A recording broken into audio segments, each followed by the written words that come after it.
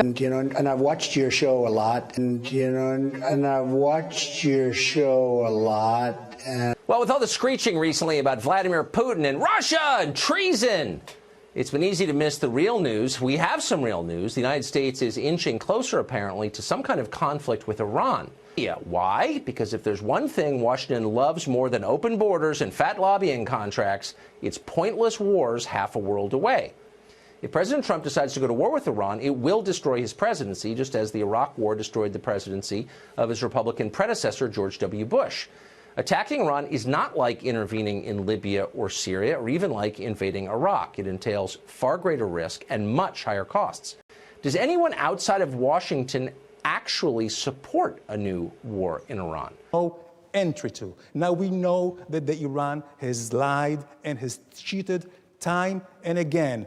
As a member, wait a minute, as a signatory to NPT, Non-Proliferation Treaty, they have broken all the rules, all international commitments. How many nuclear weapons does Iran have as of today?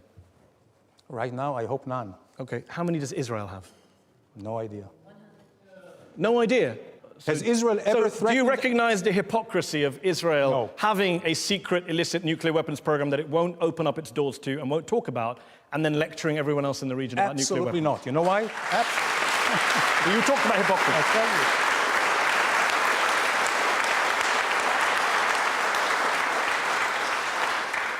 So let's start with the legal and formal. Yeah. Israel has never been a member, a signatory of the NPT, so we are not breaking any rules. Iran was, Iraq was, Syria is, and they all try to cheat. Number one. We never recognized the laws in the first place. No. Okay, secondly, Israel is the only country in the world who has been, threatened to just erase them. Iran's leaders deny the Holocaust of the Jewish people while calling for the annihilation of the Jewish state. Its president denies the Holocaust and threatens to wipe Israel off the map. As we know, Ahmadinejad didn't say that he plans to exterminate Israel.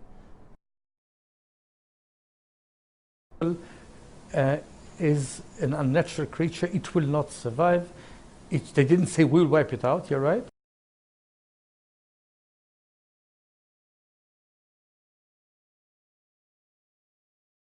Remember that back in 2016, during the Republican primary debate in South Carolina, Donald Trump was the only person on that stage to call the Iraq War a mistake.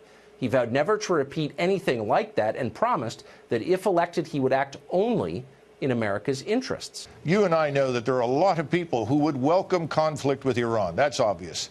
I think the president needs to watch carefully for the potential for something like the Gulf of Tonkin incident. Many of your viewers may not remember that. It never happened. And we could very well be treated to something like that in the Gulf. We should watch for that. And this is an example of President Trump's comments on fake news. He should not be sabotaged by fake news. I agree. We've seen it happen twice in Syria, twice. Oh, you have to. How many nuclear weapons does Israel have? Because experts say it's anywhere between 80 and 400. So what? So what? Yeah, so what?